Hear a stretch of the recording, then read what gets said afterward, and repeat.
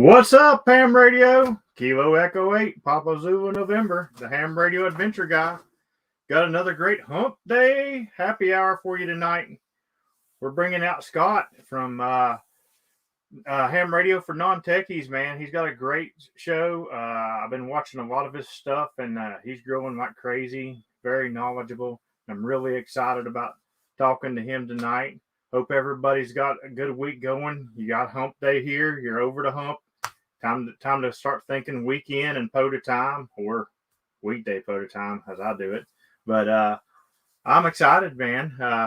Real quick YouTube stuff. If you haven't subscribed yet, make sure and do that and smash the like button for me. Follow us on all the social media. I got a tip jar down there. Same thing as buy me a coffee, but for me, it's buy me some gas so I can finish these parks that I got to get. I got 4 left in West Virginia, and they're all kind of good trips. So a lot of gas coming up. But we're going to go ahead and bring out Scott and see what's going on. What's up, buddy? Hey, how you doing, man?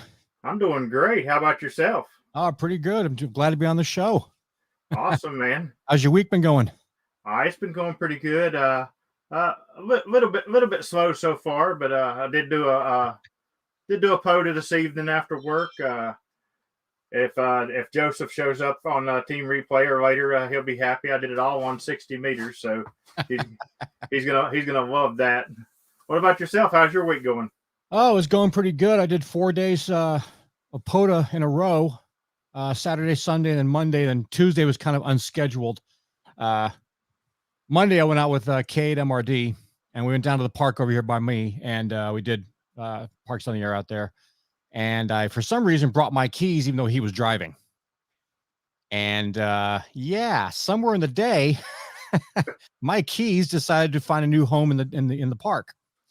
Didn't realize till I got back to my place. I had to get up early yesterday and run back to the park and spend about an hour looking for them. And I finally found them right where I left them. Oh, wow. And right where you left them. yeah. Unplanned. But I figured, hey, well, I got my radio out. Why not do activation? So I got 40 contacts, packed up, went to go have lunch. Hey, there you go. Somebody else lost their keys on YouTube one time. I think it was Charlie, maybe. I got halfway down the hill. Somebody did it. I'm not sure if it's Charlie, but somebody got halfway down the hill and they're like, "Oh crap!" I had to turn around and go right back up the hill because they were driving that and they figured it out. So, well, luckily I had a spare pair of keys and remote for my alarm, my truck, and everything. So I just drove back up there, and the guys look at me. You're like a half hour early. Want to open till 8 o'clock? It's like, look, I lost my keys. I gotta go in here and find them before I freak out. So he was pretty cool about it. Well, at least you found them. That's the good thing. Yes. Yeah. It would have been kind of a bummer to have to go buy a new set and have a new remote program for a 20-year-old vehicle. Yeah. And those remotes ain't cheap either. No. So I definitely got a lot to talk to you. But first, let's just get a little bit of background. What got you started in ham radio? Well, like I've told other people before, I do gold mining and gold prospecting. And my wife and I, we go prospect for gold. We got about now 3.5 ounces so far. I haven't really been trying really hard, but we got some over the past couple of years. And I figured if I was going to start doing it full time, I actually went and bought a claim somewhere. I'd want to have some way to contact her back here at the homestead if she's here at the house and I'm out in the middle of BFE nowhere. And I figured, well, ham radio was the way to go. Well, at the time, I didn't understand about propagation.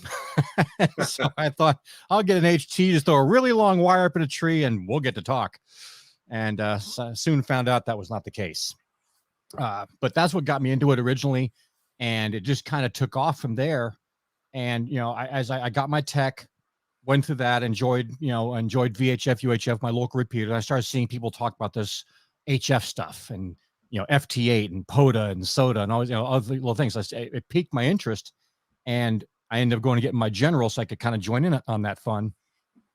And I figured, well, I've gone 2/3 of the way. Why not just finish it up? So in August, for my 50th birthday, I went and got my extra. Roger that. I'm actually studying for my. As a matter of fact, while I was waiting on the stream to start, I was actually studying for my extra. and it makes my head hurt. Some of the stuff in there. Yeah, it's a little rough, but if you stick with it, I got a couple little tips. I mean, I'm how do I say it? I guess the way that I do it's not very. The people want you to go out and study and know all this stuff, and my thinking is pass the test. You're going to spend the rest of your life in this hobby learning every day. And if you're not, you're doing it wrong. I'm gonna be 100% honest with you. When I took my technician test, I learned nothing. When I took my general test, I learned nothing. What I learned was after I passed those tests and got out there and got on the radio. And actually everything all the answers that I'm getting right in the general portion is stuff that I've already learned from doing ham radio and the general. That's why I know any of them. I think that's the best way to learn, though, because you're going to learn more by doing. And that's what I say. If you just go get, okay, my technique for doing it is a little book that I get. It just has the questions and answers. You study that, you memorize it. If you get certain chapters where you're going back, you're like, you already know the answer before you even read the question. Move on to another chapter where you don't know it as much. Right. Get that stuff, pass that test. And as you get into ham radio, start doing it. You're out in the field, you're playing with stuff, you see things happening, or something else gets your interest. You're going to want to learn more about it. You'll deep dive into it of your own volition. And I think that's kind of the way to, I mean, at least for me, that's the way to do it. Everybody studies different. Some people want to know the technical stuff. Some people just want to get it over with. And I study the cheatingest way I possibly know how.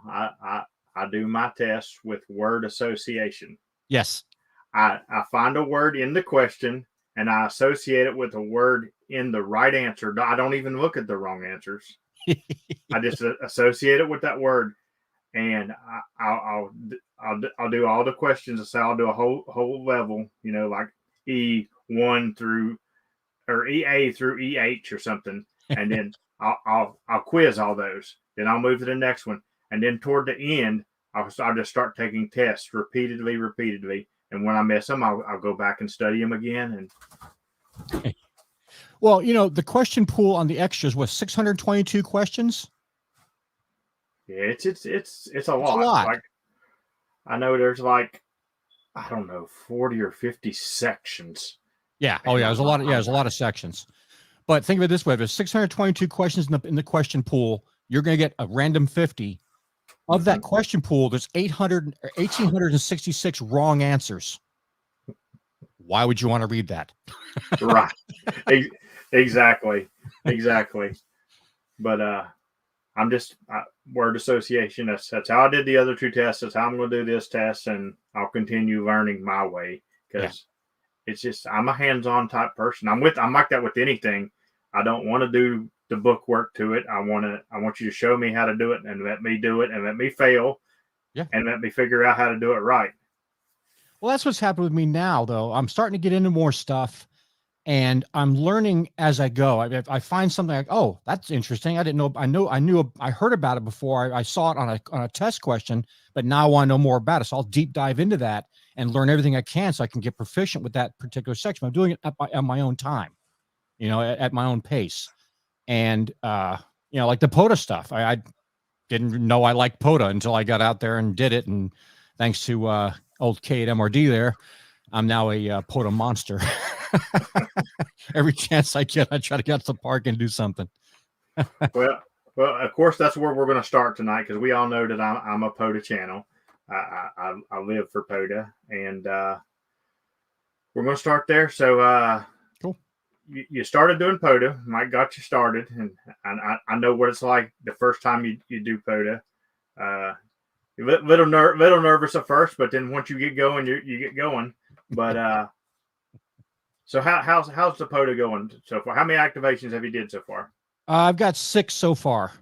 So I did one on the Support Your Parks weekend, and I think the weekend after, me and my buddy who went out to parks went to the Support Your Parks weekend, we went out to another park and did it on our own. And then we kind of just going out. And then, of course, last weekend up until yesterday was the 4 in a row. And, like you say, when you first do it, you kind of crap your pants when you get a pile up, but it forces you. I've said this before in another stream. It forces you to kind of, figure it out real quick. Because when you got 8 or 10 people all calling out a call sign, you got to figure out, what 3 letters did I just hear, and have that station come back and tell everybody, kind of, hold on a sec, I'll get to everybody, and do your thing. But you catch on real quick. It forces you to catch on, and You do. I enjoy it now. Now I love pileups. You do, and everybody has their way of dealing with pileups, and most they're not two of the same that deal with them. I don't really think. Yeah. And just like when you're hunting a pileup, you have to figure out how that activator is calling.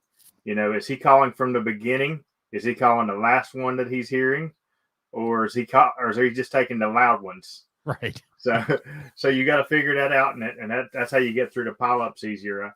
I had a buddy come over to the house one night, and he said, "I think I messed up my radio." And I was like, "Well, bring it over."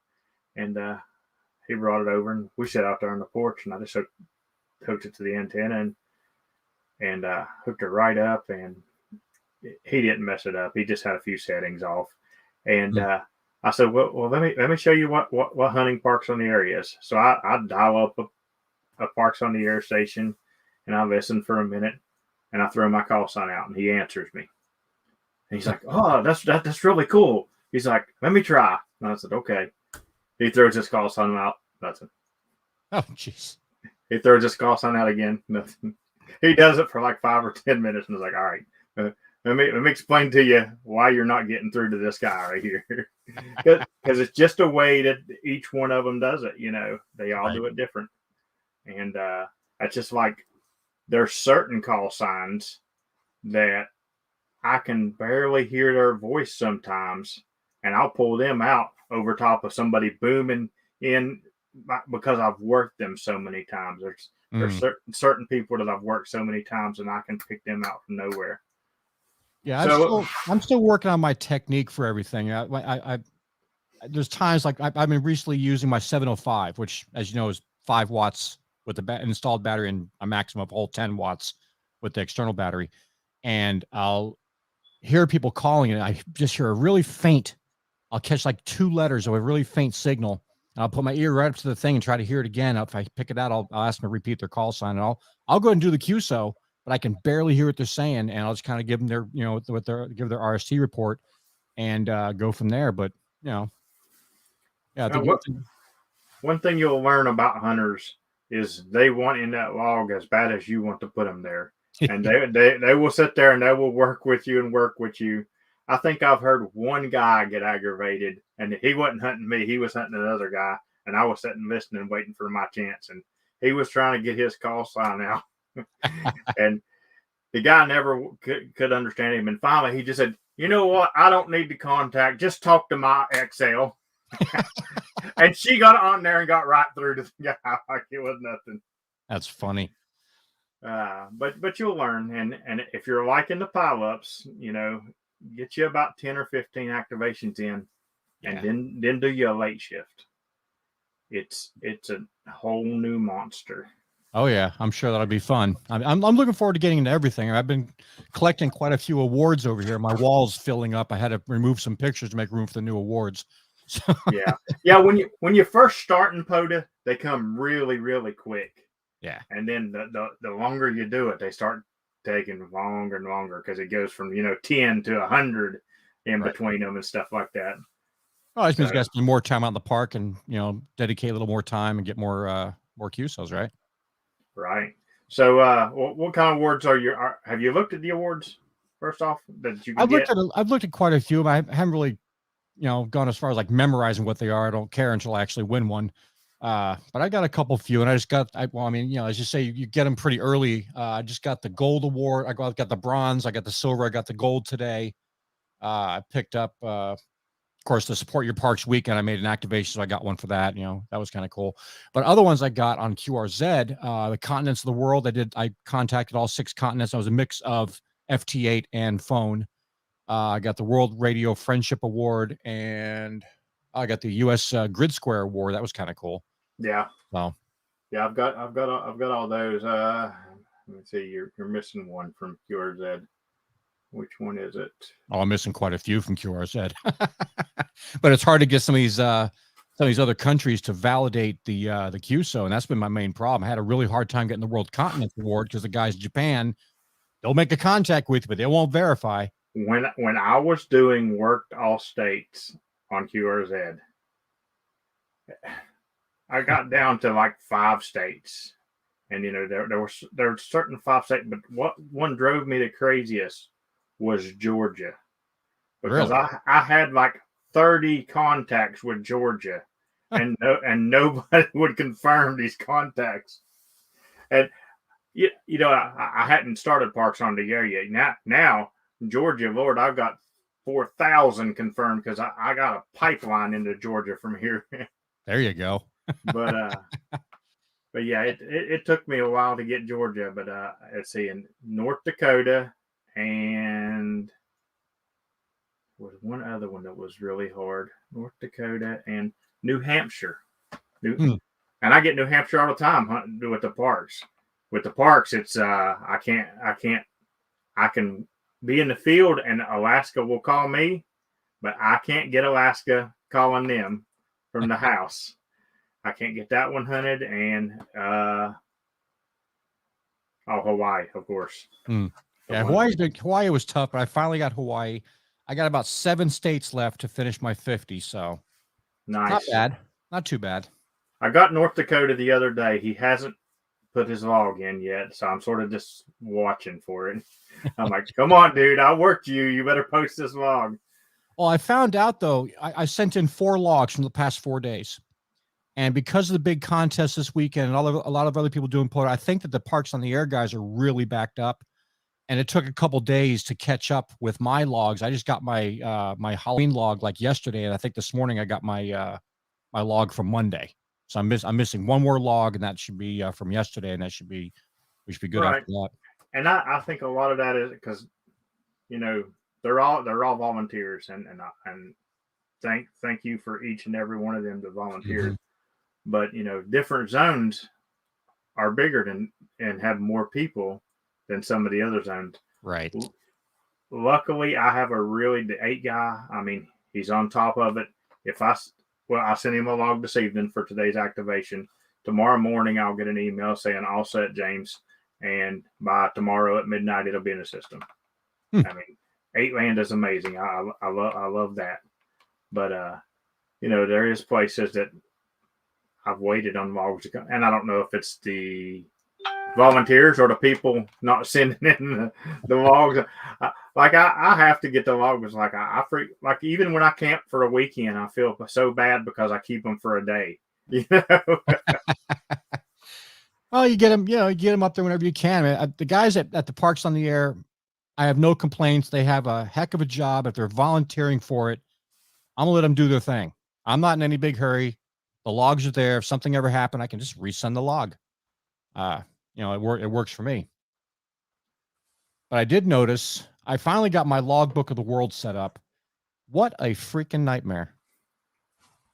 Oh my God.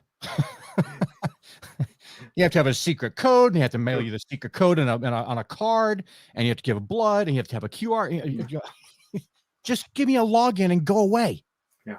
I just want to log my stuff. But now that it's set up, I'm good.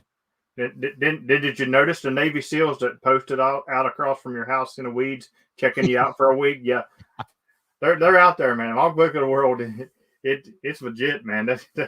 It took me months to get that thing set up. Well, I just had to figure out how to get it done because they sent me a card, and it had some little passcode. I had to put that in over here, and then I had to go download this thing and hit something else. And I guess the first 2 times I did it, I screwed something up. So I finally had a friend sit there and explain to me, like a 2-year-old, just touch this over here.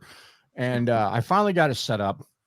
So now when I send my POTA log in, I'll take that same file, upload it to my QRZ, gets in there, and then I instantly export it to Logbook of the World. So now I've got it there. That is exactly how I do it. I'll do my POTA log. I send it to QRZ, and then I export it from there, and that's end of it. Now it's simple. Once you get it figured out and good, you're golden. Yeah, it's just getting it set up. Now I did notice that Logbook of the World is a little more strict on how they give out awards. They don't just hand them out like candy like QRZ does. You got to really work something or some other magic I now have to figure out to get those awards from them. So we'll figure how that happens. Yeah, it took me so long. Originally, that's why I wanted to hook up Logbook of the World, because I had done tore up the QRZ awards, and I was like, I gotta move on to something else because this, and then by the time I finally got it set up, I was doing POTA, and whatever. Yeah. Yeah, Mike says, don't forget the secret Logbook of the World handshake. So one thing I really like about your channel is the way you break things down. And it was funny how you told me your friend had to dumb it down for you how to do the Logbook of the World, because you sort of dumb it down for everybody else a little bit on your channel, and it's really great. And the way you always show people the inexpensive way how to do things. Is that just with your trial and errors finding these inexpensive ways, or how did that come about? Well, it's a little bit of both, man. I've got a lot of. First off, all my radios are brand new. I never bought any used radios. Everything I bought is, paid retail for it. I try to wait for deals to come up before I shell out $1,000 or something for it. But all the radios I bought, I spent quite a bit of money on the equipment that I've got. But in doing so, I'm also trying to show people, hey, you don't have to necessarily have this huge bank account to get into this. You can get into by going, you can compromise by going here or trying this thing out. But I want to make sure that things I suggest are worth people's time. I'm not going to say it because I'll get ragged on about it. There's certain brands out there you'll never see me really talking about, just because the rich can afford to buy things twice. The rest of us need to only buy things once. So I'd rather pay a lot of money for something, buy it one time, have it last forever from proper care and maintenance, and still have the same enjoyment of the hobby. So if I can find good deals, or I find decent brands or decent radios and things, I will talk about that stuff, and I'll give my honest opinion about it. And if I don't like something, I'm not afraid to tell you I think it sucks. I mean, it's not like they're sending me radios, go, hey, can you give us a good review? It's not happening. I am the same way, and maybe that's why I don't get to do reviews for people, because I'll tell you flat out, I'll review anything, but if it sucks, yeah, I'm going to say it sucks. I don't care if I'm not asking for your stuff for free. If you want to send me stuff, and I'll send it back even. Yeah. But if it sucks, because if it sucks, for one, I don't want it. But if it sucks, I'm going to say it sucks, because that I'm not going to say, hey, this antenna is amazing. I got Alaska on 0.5 watts. And really, I couldn't get Alaska on 1,500 watts with it because it sucked. Yeah, and that's the one thing. I don't want to attach my name or my channel's name to anything and go, yeah, this is really great product, and then have it not be great or have it not fit a certain standard, because then I get to deal with all the comments and emails. Hey, you told me to get this. I only had like $50 left, and I bought this thing. It's a piece of crap. I'm not going to do that to people. If you're going to spend time, watch my channel, you're looking for somebody who's going to show you something you don't know yet, or talk about something you might not be sure about, you're on the fence about. I want to be sure that what I'm giving you is accurate information. Exactly. And if I can save you money, all the better. I mean, I'll tell you, if I find something that's really kind of cool and it's inexpensive, I'll say go for it. You can go off, you can spend $500 on one certain antenna, or you can spend $35 on a certain antenna and probably be just as happy with, $400 and something in your pocket left over. And I'll tell you, I'm probably going to prove that point, because I am going to branch out, and I've been running the same 2 antennas since I've started POTA, and I have no problem with either one of them. Matter of fact, my Eagle One, I will put it against any antenna you want to put it against, and it's not an expensive antenna. But the thing gets out there. I always get great signal reports. I always get great receptions with that thing, and I don't understand the magic to it. It's a fiberglass pole with a wire that goes up the center of it, but that's got to have something inside of it. You're not seeing. If it does, I can't seem to find it, and nobody else can either. But I mean, I have tuned that thing and made contacts from 6 to 80, every single band. Now, does that require a tuner to use it every time, or? if you use it on 40, you're fine. Mm-hmm. Matter of fact, most of the time you can use it on 20, and you can use your internal tuner. But I do carry a tuner with me, and I can get with the tuner, I can get 6 to 80. I actually tuned 160 on it, but I have not made a contact, so I won't say I can tune to 160 yet until I make that contact. But every other band I have made a contact on the Eagle One, and multiple on the only one I've just got one contact, and that's just because it's never open. It's daggone 6 meter. I've got one 6 meter contact on it. And well, that might change soon. I'm waiting for it. I'm waiting for it. I kept hearing all these stories about 10 meters, and when 10 meters opens up, it's gonna be this wonderful thing.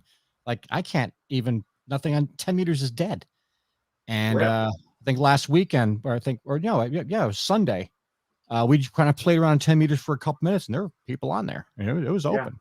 There was, I think I made it. Well, matter of fact, I talked to Brazil this weekend on 10 meters. Wow.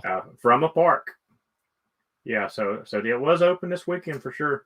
But there was a week back in the summer that I was at the park, and it's kind of funny because the whole time I was on technician, I was a technician every day. I would go to 10 meters, and I would call and call and call, and nothing, never.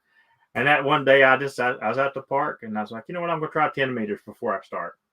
And I called for a minute or two, and I got a contact. I was like, oh my goodness, I just got a 10 meter contact. So I spotted myself. I did the whole activation on 10 meter. I did like 14 contacts. And then I did go to another band. But I was like, holy crap, that was amazing. Why couldn't it have been like that on? But just like tonight. Tonight is the first time I've actually did the full activation on 60. Because I hadn't never done 60 until I brought Joseph on the show. And I told him I hadn't done 60. And I felt like I took his soul from him. If you were watching that live stream and seeing his face, it was like I just literally sucked the soul out of him when I told him I hadn't been on 60. So ever since then, I've been, doing 60 at least once on each activation. Yeah, I have not played on 60 yet. 17 was actually pretty cool, and that's what we did on Sunday.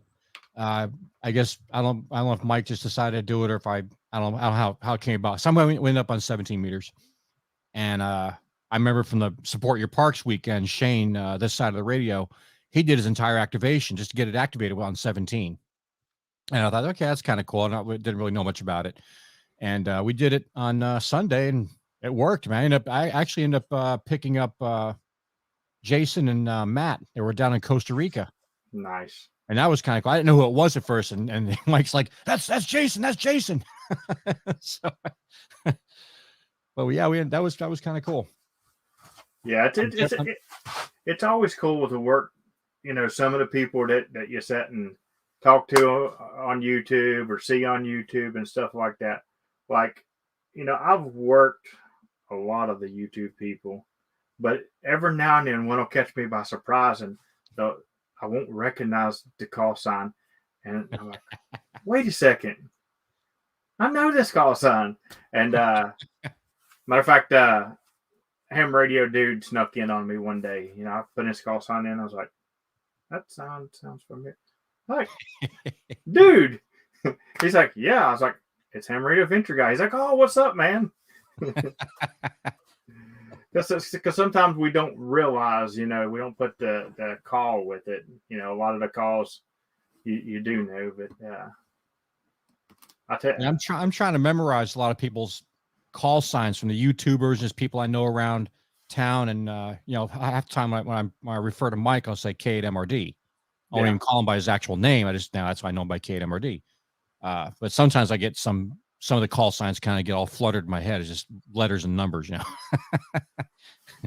I get confused. Come on, I'm 50. I have the excuse now. So, man, your YouTube has absolutely exploded. I heard you say you've just been doing it since February, and I looked, and you've got like 3,300 and some subscribers. I mean, I know your channel's an excellent channel, But I mean, how in the world did you just like produce that many? I mean, there's channels out there been way longer than that, and they're still struggling to get 1,000. I think maybe I hit a nerve or I found a niche that wasn't being exposed or being talked about or being addressed. I don't really know. It might be part of my personality, might be the way I explain things. It could be I mean, audio and video is a big thing.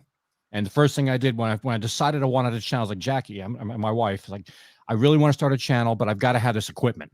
I need a good camera. I need good audio. I want everything. I want the best, the best. So we, spent about $2,000 and I bought all this crazy equipment. And, I think it reflects in the videos. It does. It does. It does. I mean, from the first time I ever watched your videos, I'm like, man, this guy's got a professional channel. I mean, he's doing it up, and now I understand why. You see, you dropped $2,000 in gear. That helped. Yeah. I mean, I researched. Well, I've got another group that I'm involved with that I do. We do what's called search engine optimization, and it's like website stuff where you get the search engines, you manipulate search engines and make your website rank on Google. And with that group, I've got a course that I teach how to build websites. And I got about 280 students or something around the world that are on that, and I had to make videos for that. Now, most of those videos, just my screen, you're just seeing the screen, and while we're building a website, I'm explaining, okay, drag this over here, put this over here, type this in, this will happen, blah, blah, blah. But I wanted good audio for it. And having a little setup like this really helped out. Just there's 45, 50 videos in that course. And they're sitting there listening to me for 10 to 15, 20 minutes at a time for each little section of what I'm explaining. And I wanted to make sure it's nice and clear and concise. So I want to make sure I put out the best product I can. And it seems to have worked. Right. Now, have you did any summits on the air yet? Not a whole lot of summits in East Texas. I mean, Mike found one. I guess it's a field that happens to be 600 feet in elevation. He found one out in East Texas there, and I might travel up there for 3.5 hours. So I can make that activation happen. Just to say I did a soda. But yeah, I mean, honestly, the nearest mountains to me are about 800 miles west, and it'd be like a weekend camping kind of thing, or jump on the motorcycle and grab the 705 and go up and do it like that. I have about 11-hour drive, I think, out towards El Paso, where the mountains start to happen around here. Yeah, like your all state is like crazy big. I was talking to I think Shane one day about radar awards and stuff like that, and he's like, "Man, it's just so far to drive in between parks down here." Yeah, I mean, I'm glad I don't have to deal with that. Yeah, all my parks that I have left in the state are good drives away from me now. But I mean, there were several of those trips that I would go on, and I'd just get into a little cluster where I'd do a park. I'd drive 30 minutes to an hour and do a park, drive 30 minutes an hour, do a park. Whereas you guys drive 3-4 hours in between parks, and that would have to be rough. It makes it a lot easier for me to do all the parks in my state. How many of you guys got in Texas? Do you know? we have 89 parks that I can get into that I know of. But the parks around the Houston area, you have two over. Like they have this place called Battleship, Texas, and right next to that San Jacinto Park there. And those are right next to each other. So you can literally walk in one park, walk 200 feet, get in the other park, activate both of them, whatever, and be done. Those are probably the closest parks, aside from the one that's near me that I go to all the time, which is Brazos Bend. Beyond that, it's an hour, 2-hour, 3-hour drive to get anywhere, to get to any of these parks or wildlife preservation areas. And you got to watch with the wildlife preservation areas. Like, I don't know how it is in Texas. They're not bad in West Virginia, but I went to Florida and was doing a lot of activating.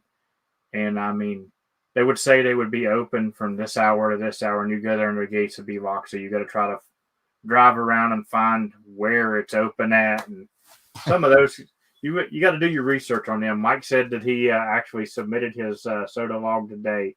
He officially has one POTA point. Or one soda point. Hey, hats off to him. I mean, he did it. I if they considered an official soda location, who might argue the point? Hey, So, soda's a soda. Yep. Even if I would probably laugh at your heel, but I'll tell you what, I want to go do a soda someday with Christian Claiborne or one of those guys goes up in the top. He did his video recently. He had his nice camera up there and he's up there shooting and he's on this ridge. And I think he called like the Dragon's Back or some kind of thing, but he did this little pan shot with the camera and the view was just gorgeous. I was like, God, I so want to be there. It's just too bad it's in California. Well, I don't really want to let a whole lot out of the bag, but my last park that I'm going to do in West Virginia. I'm going to hike up to the overlook to do the activation from, and from that overlook, I will be able to see 5 counties in 2 different states. So, I hope you bring a good cameraman. That's gonna be some good shots. It's gonna be really cool. Last activation not last activation, but my final park in my goal for West Virginia. So that's awesome. I'm looking really forward to that. So what besides POTA and YouTube and dumbing things down for people, what else do you like to do for ham radio? My big thing now is antennas. I mean, I've got the major radios that everybody talks about, and I've got them in my little arsenal. So now I'm really focusing on antennas. I think that's really, I think that's the most important thing to start. Once you get it, just get a good radio. It doesn't matter what kind of radio. If it makes you happy, if it gets on the air, does its thing, focus on antennas and have just a slew of them. And I'm kind of like Mike. I got bags of antennas downstairs, and they're mostly end-fed half waves. So I like to have something I can tune one time and bring it out and throw it up in a tree, and I'm done. But I like unique, weird little things. I got this new little spark plug antenna. I keep talking about. I never bring it upstairs in the studio, but I've got this little spark plug antenna. It looks like a spark plug, and I got a smaller one. I ordered the bigger one. The smaller one's like 50 watts on single sideband and CW, and the large one's 100 watts. And that's really the only difference. They all do. Supposedly, he says they do 80 to 10, but when you get the little business card from him, it says 40 to 10. I was like, well, which is it? Help a guy out here. But it's really cool because it's portable. It's small, BNC connected. You have to provide your own wire, so that means you can tune it however you want. And you just get up there and do it, and it works. So I like weird, cute, and stupid things like that, and I like having just different varieties. They all might do the same bands. They're just different antennas. The KM4ACK antenna. I love that little antenna. Had to build it myself, which kind of made it cool. If I had to build, once you have to build it, you kind of put the effort into it. You want to use it more because you made it.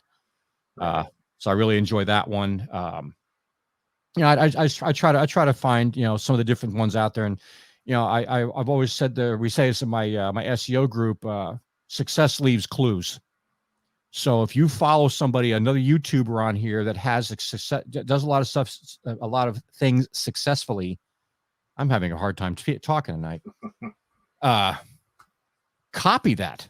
Copy what you see them. If they're using a certain type of equipment and it seems to work over and over and over again, that's your key to go, hey, this might be something I need in my arsenal. And if it's cost effective for you to get it, it's not going to break the bank. Give it a shot. You might like it. Hey, and people do that. They will. Like I've had people, message me, after talking to me and stuff like that on the radio or after watching one of my videos, and they're like, "Tell me about your antenna." I'm like, "Well, I did a full review on it, and one of my most successful videos. I mean, people still just watch that, but I tell them about it, and one guy, he's like, "I have that antenna. It doesn't sound like yours." And I'm like, it does. You're just. He's like, will you send me a picture of how you're grounding it to your vehicle? I'm like, the only way that, I mean, it literally, the way it's set up, they have a hitch mount. They also have a tripod if you want to do it on the ground, and I have the tripod. I never use it because I can pull my car within 50, 100 foot of any picnic table at any park, and if I'm going further than that away from my car, I take my Wolf River coils and be done with it. But the hitch mount comes out, and it has a little clip that comes out, a little and you just hook it right there to your. I mean, it's just simple. But Yeah. he's like, will you send me a picture? I'm like, sure, that no problem. It's not. I promise, it's not. Oh, that's not no wizardry. It's just I clipped it on like I'm supposed to. Yeah. Oh yeah, you know, as far as antenna goes, I don't like one band wonders. I want a multi-band antenna. I don't mind spending the time. I spent $600 on that stupid AA600 Rig Expert analyzer thing because I can't. I'm sorry, I'm too stupid to use a nano VNA. It's never going to happen. So I went the other route, and stupidity costs money, so I bought the AA600. I don't have any problem getting an antenna, bringing out a bunch of wire, and just sitting there and tuning it, check it out, take it down, cut it some more, put it back up, and just keep doing that over and over till I get the results that I'm looking for. I'm perfectly happy with that because I know if I get it tuned right at home, when I get out to the field, I'm up and running in 6 minutes or less. Right. Absolutely. And you know, well, I talked to Michael last week. We did the whole antenna show, and he's pretty much got me talked into getting a DX Commander here for the house. Let me second that for you. And I mean, I've been thinking about it for a long time, and it just makes sense for me to have one here at the house. The DX Commander is a fantastic antenna. There's no reason why anybody using ham radio should not have one. Absolutely. I mean, hear that, Callum? I'm pushing your product. Yeah, absolutely. I mean, everybody who I've seen use a DX Commander swears by them, and I've been putting it off for a while because I keep like, what you have works. What you have works. Well, maybe you want something that works better, and I do want something that works better. Here at the house, you know, even though I've got the Eagle one, I could set it up here if I wanted to, but I am running off of a random wire, homemade antenna that my dad built when he was alive, and him and his buddies at the ham club, the same ham club that I'm in now. Threw this thing up in the yard, and it sat here all this time, and I hook it to my radio, and I can get any band on it. Yes. And I get great signal. So, but if it works, it works. I'm hoping the DX Commander gets me a little more DX. How's that sound? I really don't think you can go wrong with it. I've got the Classic hooked up permanently in my backyard, and I bought the Expedition. And if I don't feel like setting up the Expedition out at a park, I just bring the pole itself. I take all the other stuff off, so it's got this little pole, and I use that for my other antennas. Just, you know, I use the KMRD hack. You put your antenna on there and lean it against a tree. It works.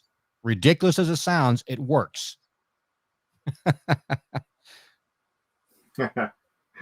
I like that. Kenneth in the chat where I was talking about the grounding the antenna. He said, "You follow direction. That's always wizardry." RTFM. Oh, so are you in a local club or anything right there in Texas? Yeah. I'm a member of the Brazos Valley Amateur Radio Club, and for what I've been told, we are the largest amateur radio club in Texas, with over 350 members, I think, or something like that. We got a lot of people. Good group. Good, you got the answer I wanted to hear. What do you guys do that's pulling in that many members? I'm trying to increase the membership here in our club and get people more active. Well, I've only been in it for less than a year, but I can give you what I think increased the numbers. So, back in 2020, during all the lockdowns and all that BS, my club, of course, everybody's hiding away at home, and somebody had this brilliant idea of starting up a daily net that they call the Stir Crazy Net. And every day at noon, or 11:45, they do early check-ins, but every day at noon until whenever it ends, depending on how many people check into the net, they come up every day and they pose a question of the day, and then everybody discusses it. You have a free time. You can either answer the question, or you can take your, when they call your station, you can either answer the question, or you can talk about something else in ham radio. You can talk about what you had for dinner last night. Doesn't matter. It gets people talking, gets people communicating with one another, and gets sharing of ideas. And when that person's done, they say, "Hey, does anybody have any comments or questions for so and so?" And then you have an opportunity to speak again. And I think that brought in the fellowship. Um, it brought people together to share ideas and stuff that might not have been doing it before, due to having not having the face-to-face meetings because of the whole COVID thing. So I think that might have contributed to it. I mean, there's quite a few people in there ahead before this all happened. I assume. I mean, like I said, I joined them in February, but we've gotten new members all the time. Okay, so how active are they? I'd say pretty decently active. I mean, we do the field day stuff. A lot of guys are involved in the emergency services and stuff like that. We have a Morse code group. We have an 80-meter net. We got a whole bunch of different little things we do during the week and this and that. So there's other ways of getting involved, and yeah, I mean, it stays pretty active as far as I know. Because like right now we've got our regular net on the repeater. That's every Friday night, and I started some of the guys were looking for something to do, kind of like what your stir crazy thing was. Yeah. And last year, and I started a game night on the repeater. So every Thursday night we do a different game every month. Like one night it might be Jeopardy, one month it might be Jeopardy. When I was gone for the month of April last year, we did Where's Waldo, and I was Waldo. So everybody got points for chasing me while I was down in Florida activating and stuff like that. So that's awesome.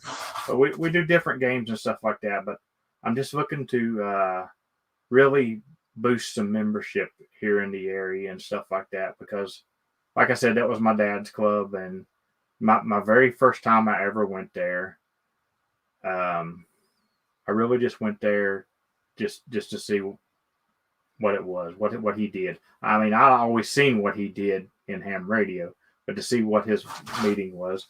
And I went in there and they treated me like royalty because of who I was. Oh, wow. And the next month I went there and tested for my technician, and I've been there ever since.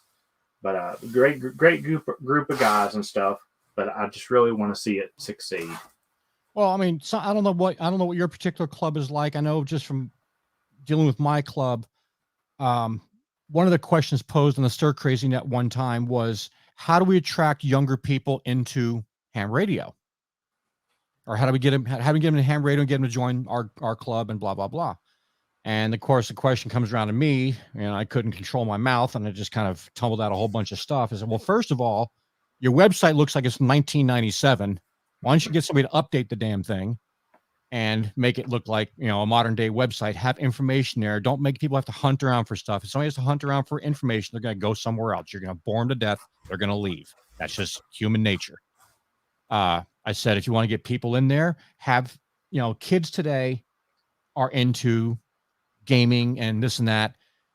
Embrace the digital modes. Everybody still wants to live back like it's 1941. I'm sorry. 1941 had its place. Morse code is still a great thing if you want to get into it. I had no intention of getting into it. Now I'm buried in Morse code. I do Morse code all the time. I'm learning Morse code all the time.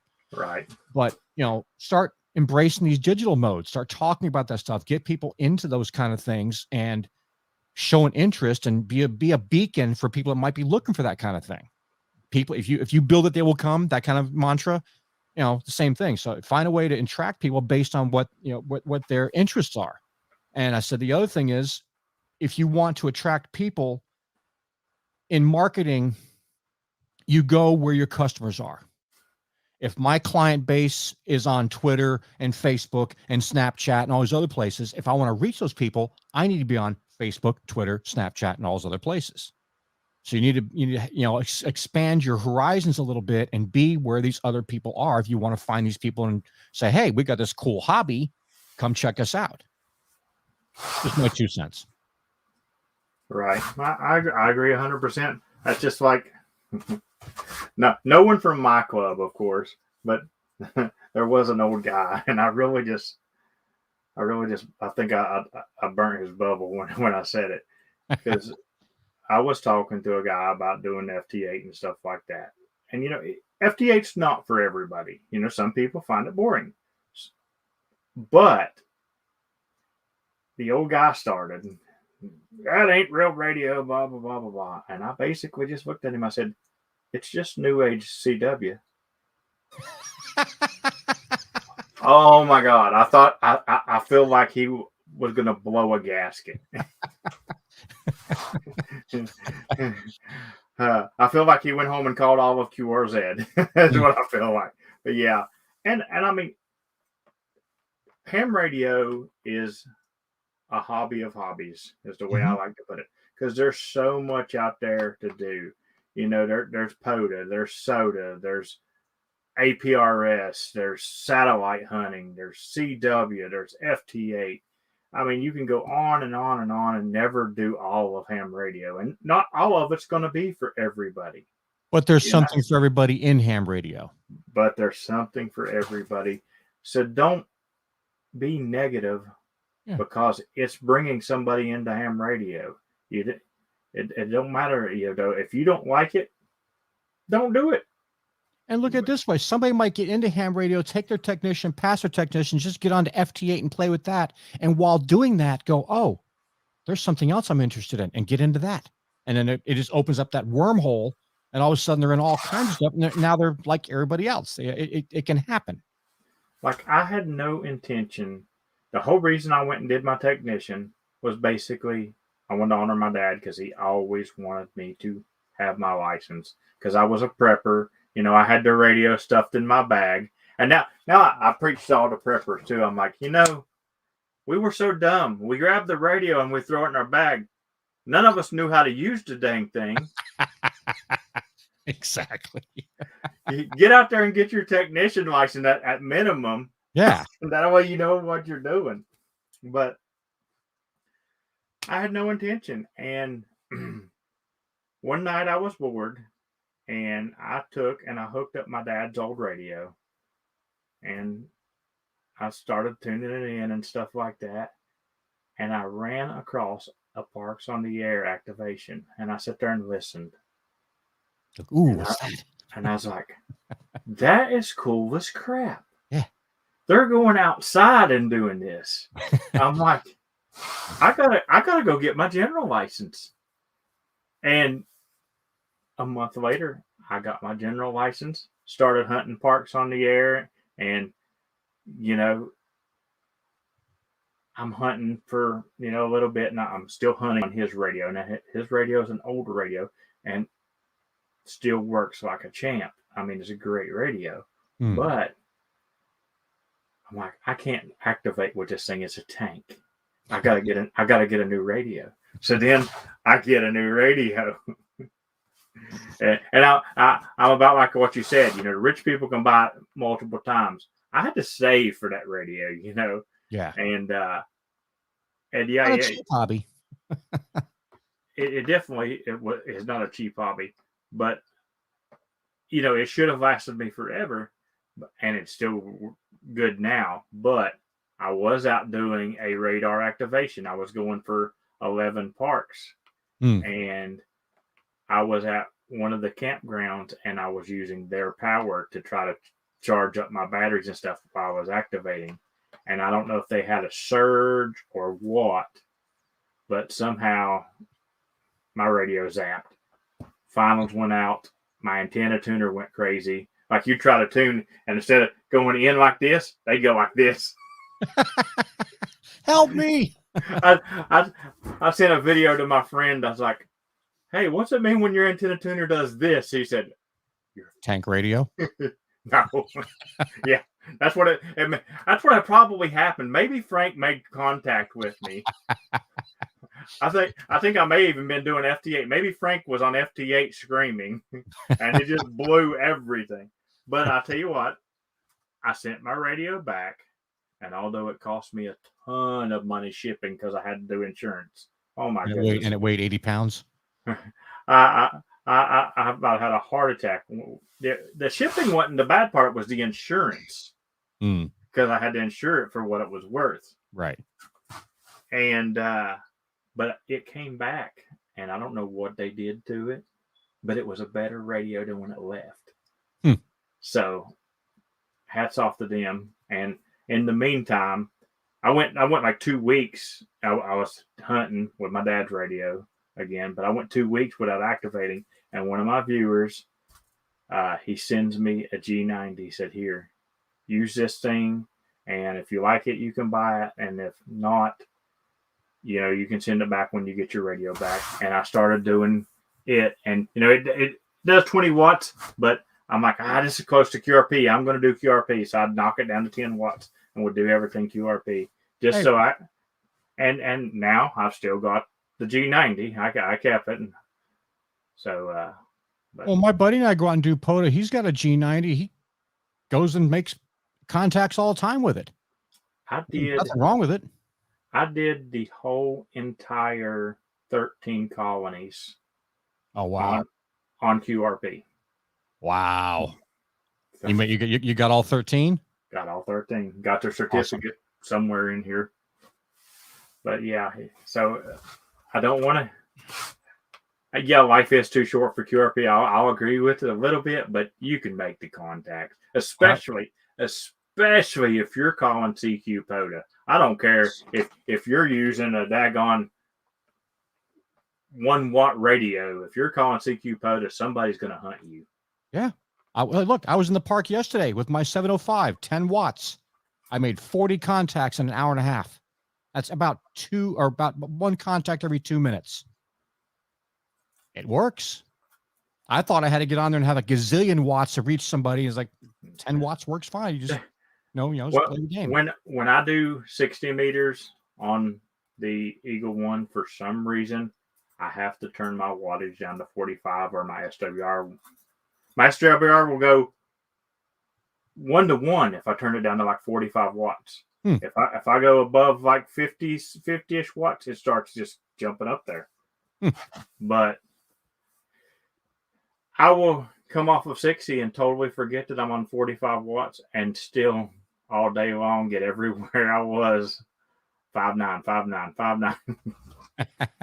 So you don't need the wattage.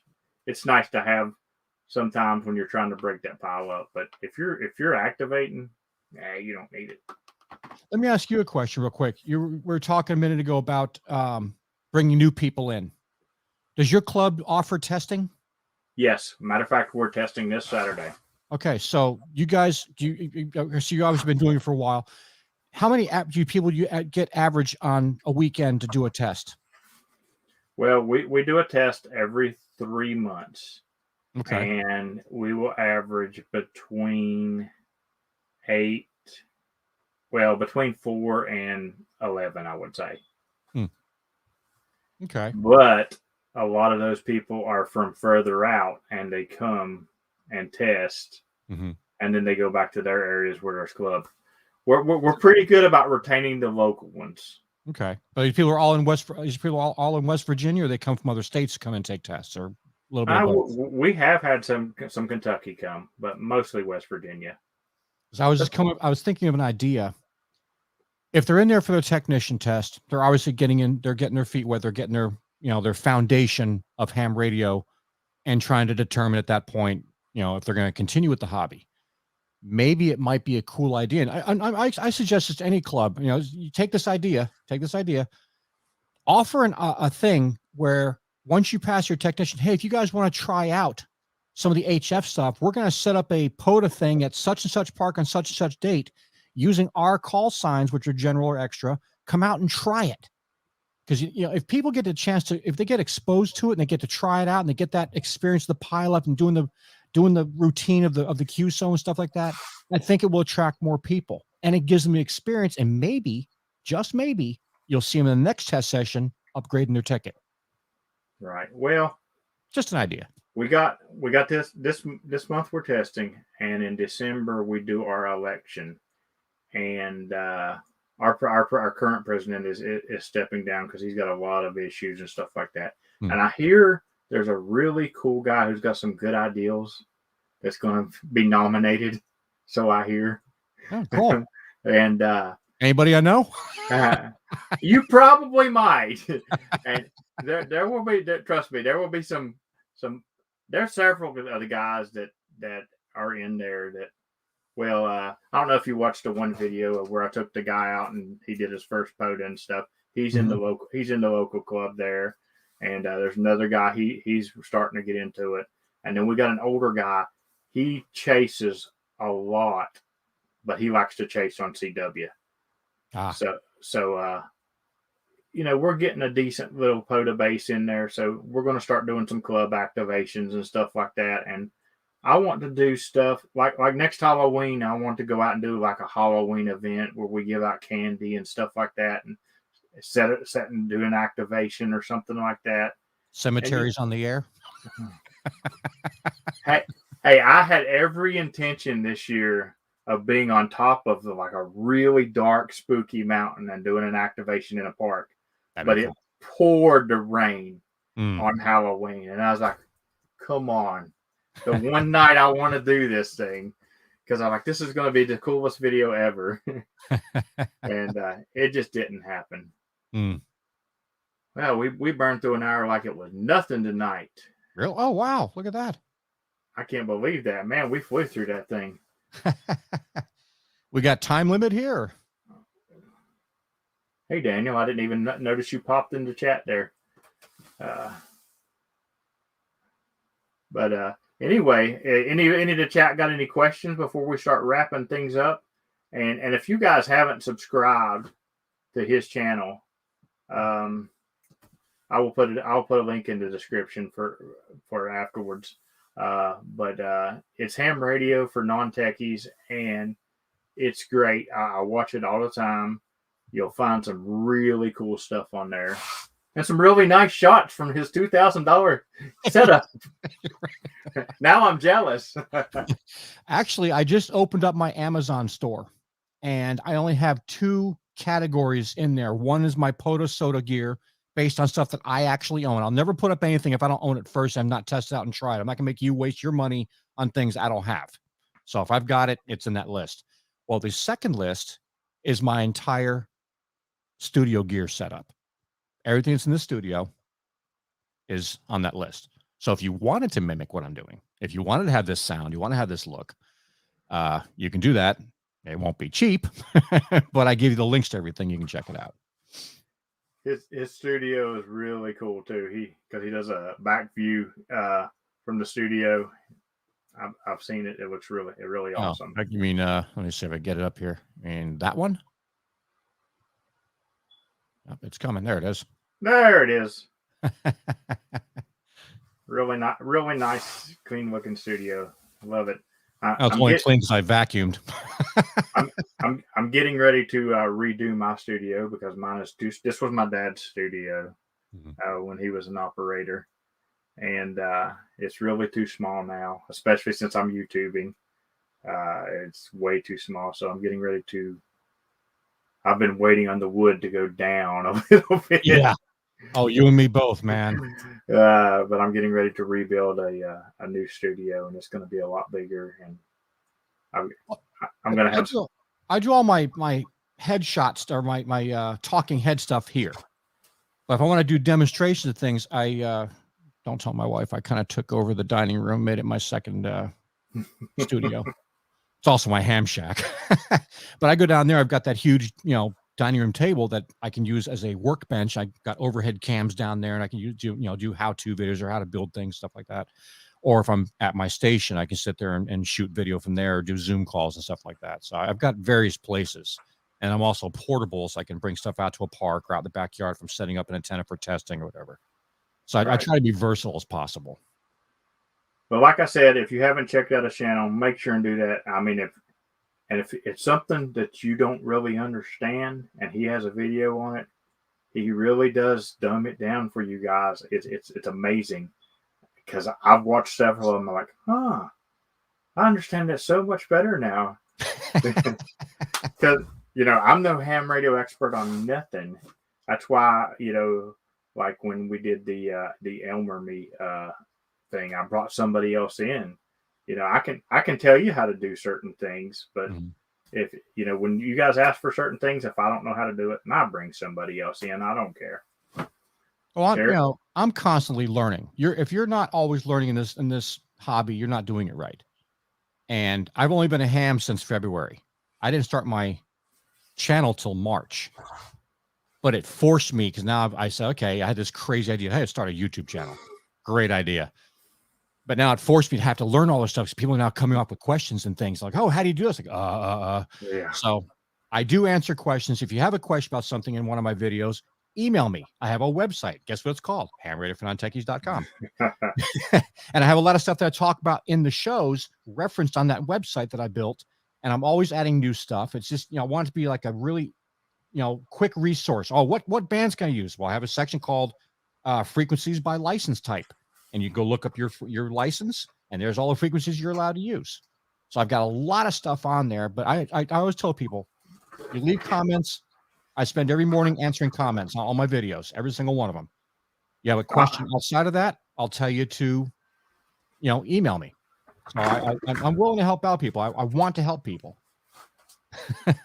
I always keep my band plan somewhere close to me, even though because if it's a band that I'm always on, I know where I can go. Mm-hmm. But like I've been trying to get to. I'm competitive. Sue me, okay? I'm competitive. Parks on the area is a competition. I don't care what nobody says. It's a competition, even if it's just with myself. But Joseph come on there and he's like, yeah, because he's like, man, that's pretty cool that you're knocking out all the parks in your state in the first year that you're doing it and stuff like that. He's like, I did the N1CC award and the six-pack award in my first year. And I was like, I've got till March before my actual. I wanted to get all the parks knocked out in the calendar year, but my actual first year is till March. I can do that. My only problem is going to be that daggone 6 meter stuff. I got to get it to open up. I'll just give it time, and I'm sure it'll happen at some point. It's got to happen before March. March.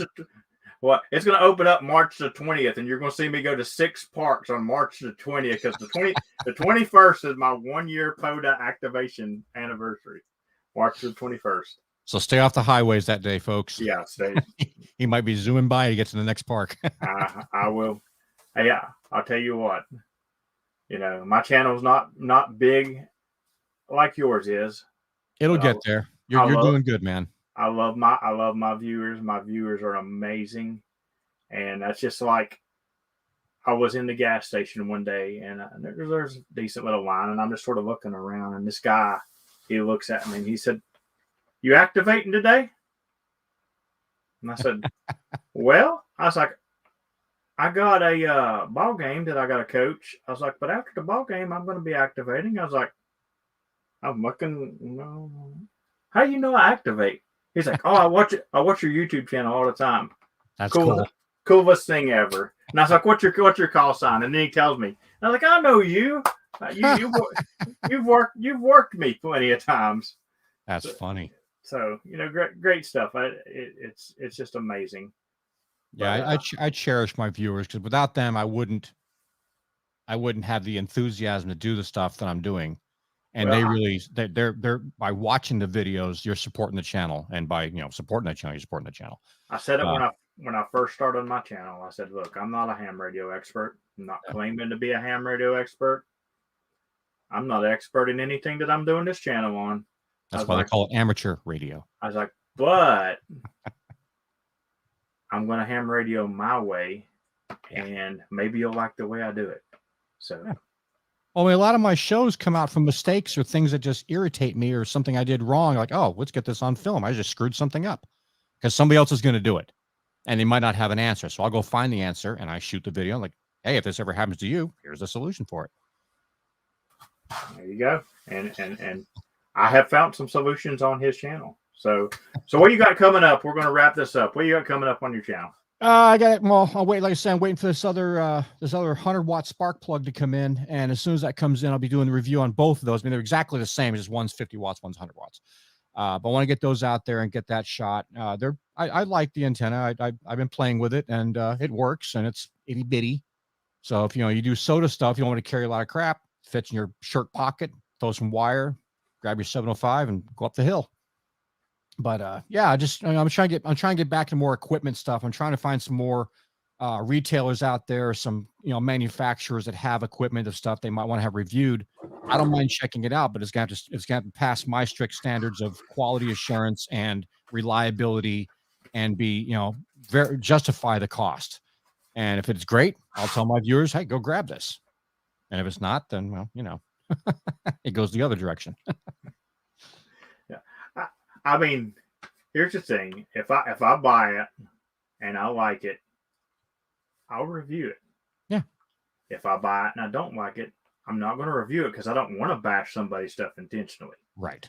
Now, if somebody sends me something and says, review this, you're going to get an honest answer. So, if they send it to me, I will review it.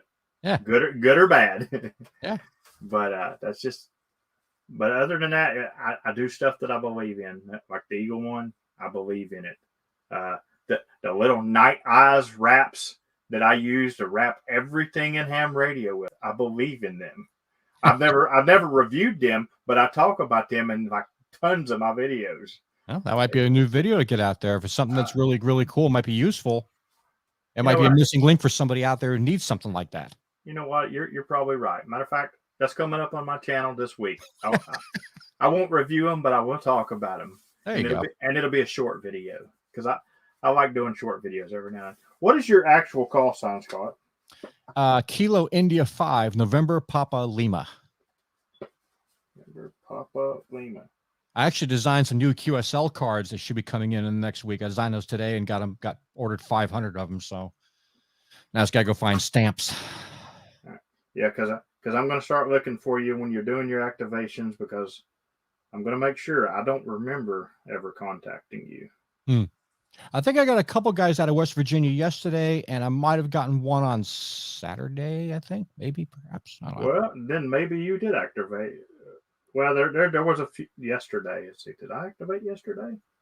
I was up early in the morning. I was there at 8 o'clock, and I think I turned the radio on at 9:01 and stopped at 10:30. So no, that wouldn't have been me yesterday for sure. I was at work. Although I wish. This is kind of my job now, so. Yeah, I would love for that. I would love for that to happen for me, but I don't see it happening. Yeah, it's for some reason it's not logging me in, but I'll look and see. November Papa Lima. Maybe I may have got you. I don't know. Possibility. If I have you in there and I haven't sent you a card yet, I will send you a card. And if not, you're gonna have to earn it. That'll work. Hey. All right, guys. We appreciate everybody. Like I said, check his channel out. Check my channel out. And if you want to be really, really more interactive and want to help support the channel, check out my Patreon. I'm really pushing interaction on that thing. Yes, everybody gets to know me on YouTube, but my Patreon is for me to get to know you and what you want and what you want to do with my channel. So, I've got 3 different tiers. I would suggest the middle tier or the upper tier, of course, but if you choose the bottom one, you're still supporting me, and I appreciate it. And thanks, everybody. Until next time, thanks for sharing my adventure with me. 73.